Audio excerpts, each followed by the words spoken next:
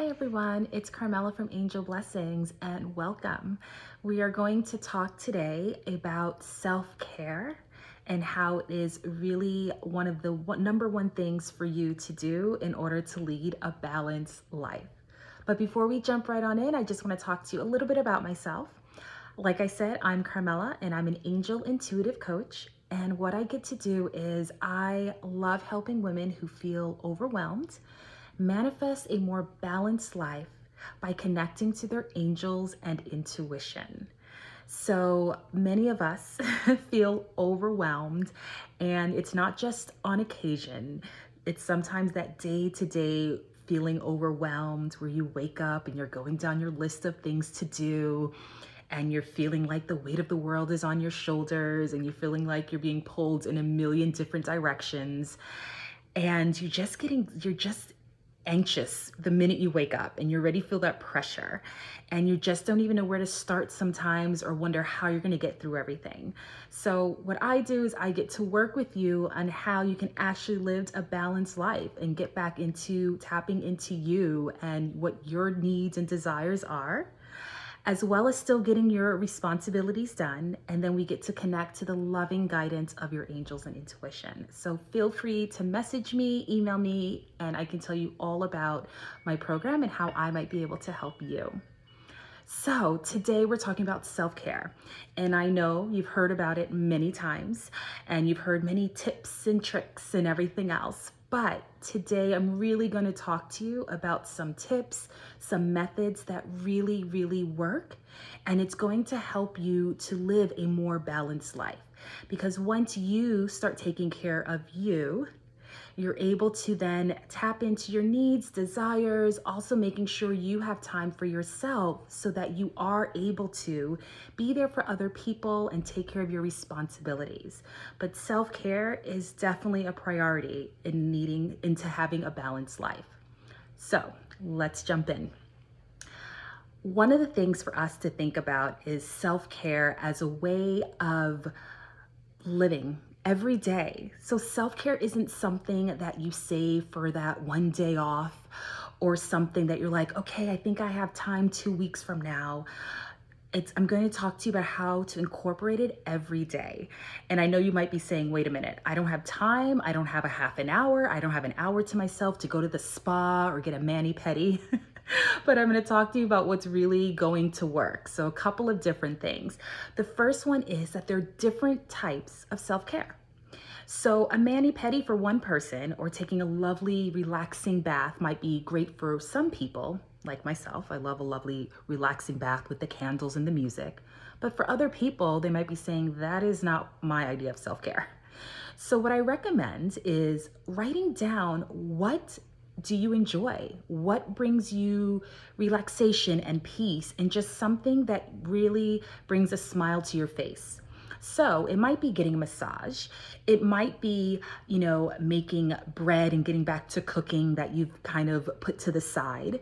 It might be listening to some calming music. It might be doing stretches and yoga. But for other people, it might be going out for a run or lifting some weights. It might be calling a friend. It might be just closing the door, shutting off the lights, taking a nap. So just writing down, what is self-care for you? Is it listening to your favorite podcast, reading your favorite book? What does it look like for you? And it can be different for other people. So not everyone's gonna love the relaxing kind of self-care. You might need something more physical, more energetic, and that's okay. So step one, writing down what you enjoy as your form of self-care. Number two, being realistic with the amount of time you have. So again, self-care is something we want to incorporate every day because we don't want to feel overwhelmed every day. And when we take time for ourselves, it helps with that. So in order to do that, you want to look at what your week looks like. So you might have some days where, for example, let's say every Monday, you start work a little bit later. So maybe those are days where you have 15 minutes that you can take for yourself. While other days you might only say, I only have 5 minutes. And that's okay, we're gonna work with that. So just realistically looking at your schedule as to what amount of time you have, and you want to carve out every single day. So if you only have 2 minutes, we're gonna start with that. That will work. But if you have other days where you have a little bit more time, 10, 15, maybe even half an hour, then you plan out those days. So knowing the amount of time you have so that you can then decide what activity to do that day. So 2 is figuring out the amount of time. So on those days that you have 10, 15, dare I say even a half an hour to yourself, those are the days you can do your longer activities. Maybe those are the days you're going to go for a walk around your neighborhood. Maybe those are the days you're going to call your friend up and have a lovely conversation. You know, the friend that cracks you up and lifts you up. Maybe those are the days that you go gardening or go back into baking or painting. But if you only have 5 minutes, then those might be the days where you are just listening to calming music. Maybe those are days, even if you only have 2 minutes, you're saying, I'm gonna close my eyes and take some deep breaths. So just knowing the amount of time and being able to do an activity for you that's going to bring you joy.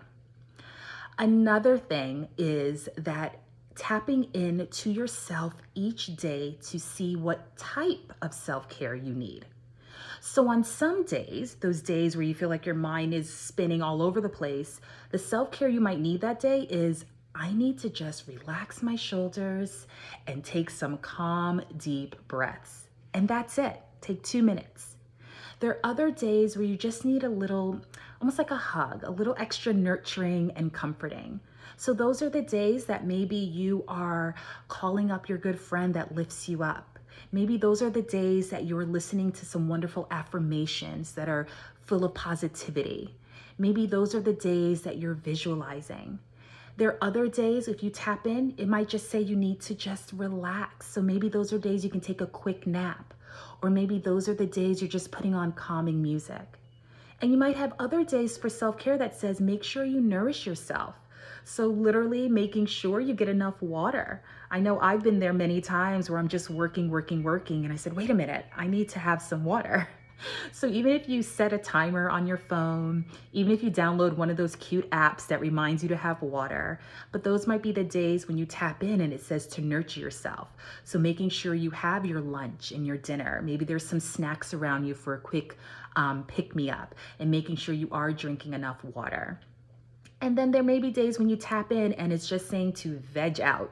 So maybe those are the days that you're just on your couch for 5 minutes and just watching whatever TV show's on, or you're just listening to whatever music is on. That's okay. And finally, the fourth piece of advice, the fourth tip, is going to be to tap into connecting with your angels. So this is something you do every day, and as you work with your angels over time, feeling overwhelmed becomes less and less. Because here's what's really fabulous about working with your angels, is that they are there to help you. So you wake up, you connect with your angels, and they actually start to kind of help you flow throughout your day. They kind of make way as to what tasks are important and what needs to get done versus what doesn't. They start to give you messages of, this is what you need to bring a little bit of joy. This is what you need to do right now. Maybe you need to pause for a minute and take deep breaths. So really working with your angels and connecting to them helps you to feel less overwhelmed. You don't feel like you're doing everything alone. So that's another way to help with that self-care, is tapping into that energy, tapping into your angels every single day. So I hope these were helpful to you, some self-care tips. And remember, do just a little bit of something every day to help with that, to calm the mind so you're not feeling that you're being pulled in a million directions and you have so much to do and you don't know where to start. So every day, a little bit of self-care for yourself. Again, I'm Carmela and of Angel Blessings, Angel Intuitive Coach, and I would love to help you. Feel free to reach out and we'll talk soon. Bye.